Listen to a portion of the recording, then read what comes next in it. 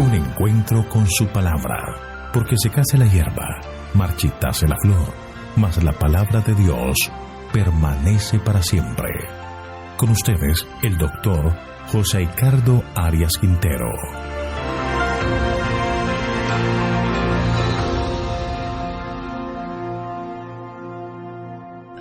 Hoy vamos a estudiar Mateo capítulo 22, versículos 15 hasta el 22. La cuestión del tributo. Te invito a orar. Padre nuestro que estás en el cielo, te damos gracias, Señor, por este día que nos regalas. Te damos gracias por tu misericordia, por el perdón de pecados, por la salvación ofrecida.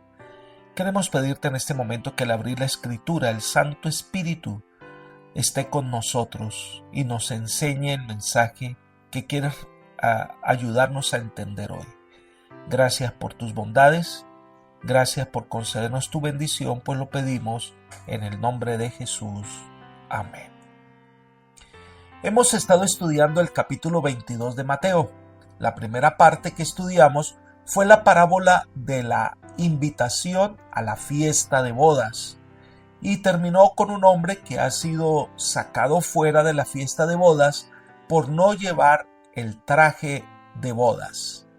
La enseñanza de la parábola ha quedado en la mente de todos, pero el tema cambia drásticamente cuando unos hombres son enviados por los fariseos y los herodianos que buscan entrampar a Jesús con el asunto del tributo. Esta es la sección que va desde el versículo 15 hasta el versículo 22. Vamos a comenzar leyendo el versículo 15 hasta el 17. Entonces se fueron los fariseos y consultaron cómo sorprenderlo en alguna palabra. Y le enviaron sus discípulos junto con los herodianos diciendo: Maestro, sabemos que eres amante de la verdad y que enseñas con verdad el camino de Dios y no te cuidas de nadie, porque no miras la apariencia de los hombres. Dinos, pues, ¿qué te parece? ¿Está permitido dar tributo a César o no? Los herodianos formaban un partido político judío que apoyaba a Herodes Antipas. Los fariseos eran nacionalistas fervientes y se oponían tanto a Herodes como al César, mientras que los herodianos colaboraban con el gobierno romano, aunque acérrimos enemigos en cuestiones políticas. Estaban unidos con los fariseos contra Jesús, así como lo habían estado contra Juan el Bautista. En esta ocasión, los herodianos serían testigos de la respuesta de Jesús y prestamente lo acusarían si mostraba la más mínima insinuación de deslealtad al gobierno. Ellen White describe este momento así: no le mandaron a los ancianos fariseos a quienes Jesús había hecho frente muchas veces, sino a jóvenes, ardientes y celosos, y a quienes, pensaban ellos, Cristo no conocía. Iban acompañados por algunos herodianos que debían oír las palabras de Cristo a fin de poder testificar contra él en su juicio. Los fariseos y los herodianos habían sido acérrimos enemigos, pero estaban ahora unidos en la enemistad contra Cristo. Libro El deseo de todas las gentes, página 553. Así que estos vinieron con halagos y esperaron que el Señor no se diera cuenta de sus intenciones. Leamos el versículo 16. Maestro, sabemos que eres amante de la verdad y que enseñas con verdad el camino de Dios y no te cuidas de nadie, porque no miras la apariencia de los hombres.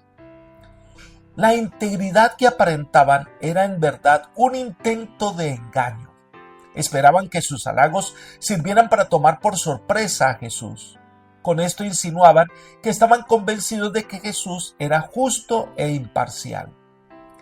Ellen White comenta: las palabras "sabemos que dices y enseñas bien" habrían sido una maravillosa admisión si hubiesen sido sinceras, pero fueron pronunciadas con el fin de engañar. Sin embargo, su testimonio era verídico. Los fariseos sabían de Cristo, hablaba y enseñaba correctamente, y por su propio testimonio serán juzgados. Libro El deseo de todas las gentes, 553. Por medio de esta alabanza, ellos estaban ocultando sus verdaderas intenciones. En el versículo 17 aparece entonces cuál era la intención de los fariseos. Dinos pues, ¿qué te parece? ¿Está permitido dar tributo a César o no? Esos espías deseaban que Jesús se pusiera completamente de un lado o del otro. Si aprobaba el pago de tributos a Roma, lo presentarían como una evidencia de que estaba en contra de la ley de Dios, la cual, según los fariseos, prohibía el pago de impuestos a un poder extranjero. Para un judío era incómodo pagar tributo porque era símbolo de sumisión a un poder extranjero y era un amargo recuerdo de las libertades que habían perdido. Así que ellos pretendían con esto que él pudiera perder la aceptación popular como Mesías.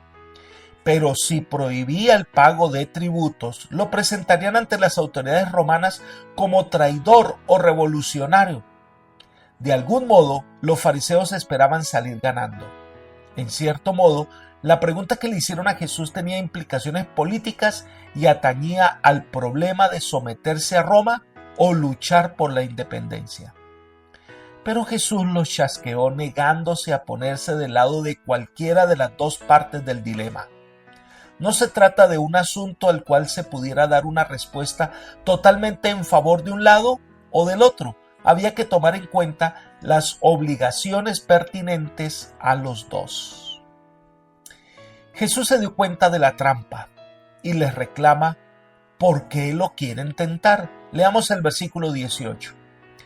Pero Jesús, conociendo la malicia de ellos, les dijo: ¿por qué me tentáis, hipócritas? El Señor usa tres palabras: conoció la malicia, me tentáis e hipócritas. Jesús informó a quienes deseaban engañarlo que había comprendido perfectamente cuál era la trampa, que con tanta habilidad le habían tendido. Él les muestra que conoce sus intenciones y les dice: ¿y ustedes por qué me van a tentar? Como quien dice, es claro que lo que deseaban era provocar alguna posición de parte de Jesús para poderlo llevar a juicio. Y entonces lo llama hipócritas. Es decir, estaban aparentando piedad, pero lo que deseaban era de alguna manera acabar con el ministerio de Jesús. Entonces Jesús hace algo muy interesante. Leamos los versículos 19 al 22. Mostradme la moneda del tributo. Ellos le presentaron un denario. Entonces les preguntó: ¿de quién es esta imagen y la inscripción? Le dijeron: de César. Y les dijo: dad pues a César lo que es de César y a Dios lo que es de Dios. Al oír esto se maravillaron y dejándolo se fueron. Los romanos exigían que se pagaran tributos romanos en moneda romana. A los gobiernos locales les estaba permitido acuñar monedas de cobre, pero Roma se reservaba el derecho de acuñar monedas de plata. Jesús pidió que le enseñaran una moneda, en este caso un denarius, que estaba estampado con la efigie del emperador. El acuñar monedas era una señal de soberanía. Tan pronto como un rey subía al trono, acuñaba su propia moneda. Hasta un pretendiente producía monedas para mostrar la realidad de su realeza, y esa moneda se consideraba propiedad del rey cuya imagen llevaba. Así que manda pedir una moneda y preguntó: ¿cuál es la imagen que está en la moneda? Todos respondieron: pues del César. Es interesante, si esta moneda está entre los judíos y circula entre ellos, estaban reconociendo a Roma y su autoridad. El hecho de que los judíos tuvieran esas monedas y las usaran como moneda legal era en sí mismo una evidencia de que reconocían, aunque de mala gana, la autoridad y la jurisdicción del César. Por lo tanto, éste tenía derecho de recibir lo que le pertenecía. Entonces, Jesús sorprende a todos con la respuesta que da: dad pues a César lo que es de César y a Dios lo que es de Dios. En primer lugar, este era un llamado de atención al pueblo de Israel que había dado la espalda a Dios y negaban aceptar a Jesús. Elena de White asevera: las palabras del Salvador, dar lo que es de Dios a Dios, era una severa reprensión para los judíos intrigantes. Si hubiesen cumplido fielmente sus obligaciones para con Dios, no habrían llegado a ser una nación quebrantada, sujeta a un poder extranjero. Ninguna insignia romana habría ondeado jamás sobre Jerusalén. Ningún centinela romano habría estado en sus puertas, ningún gobernador romano había regido dentro de sus murallas. La nación judía estaba entonces pagando la penalidad de su apartamiento de Dios. Libro El deseo de todas las gentes, página 554. Aquí el Señor presenta de manera clara la relación del cristiano con el Estado. No debe desatender los justos requerimientos del Estado porque existe lo que es de César. Pero también el cristiano reconoce que la autoridad de Dios es suprema. Por lo tanto, la lealtad máxima del cristiano debe ser para con Dios. El cristiano tiene una especie de doble nacionalidad. Es ciudadano de un país y como tal debe ser un ciudadano ejemplar. Cumplir sus obligaciones con el Estado será también parte de sus deberes. Él debe ser un apoyo y una luz en la comunidad. Pero a la vez, él es ciudadano del reino de los cielos. Allí está su lealtad final y más importante, es una lealtad al Señor. Elena de White sigue comentando: la respuesta de Cristo no era evasiva, sino una cándida respuesta a la pregunta.